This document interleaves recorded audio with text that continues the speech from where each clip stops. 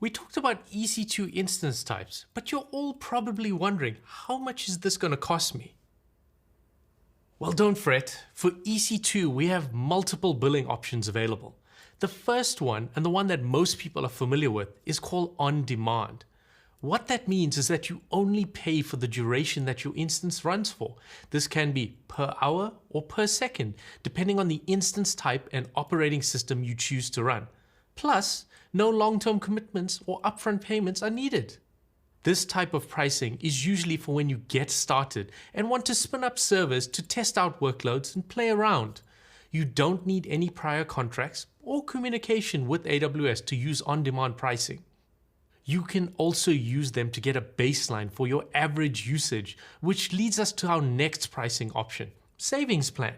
Savings Plan offers low prices on EC2 usage in exchange for a commitment to a consistent amount of usage, measured in dollars per hour for a 1 or 3 year term.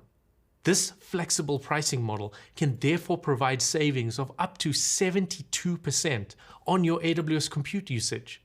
This can lower prices on your EC2 usage regardless of instance family, size, OS, tenancy, or AWS region.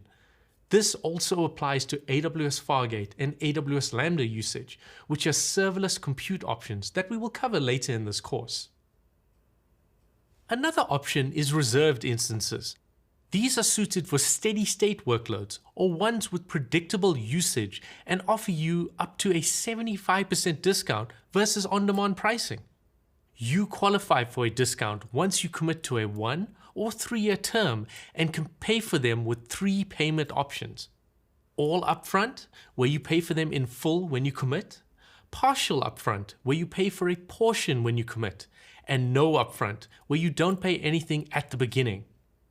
The next option is spot instances, and they allow you to request spare Amazon EC2 computing capacity for up to 90% off the on-demand price.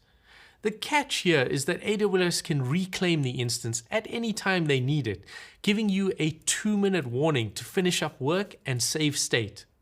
You can always resume later if needed, so when choosing spot instances, make sure your workloads can tolerate being interrupted. A good example of those are batch workloads.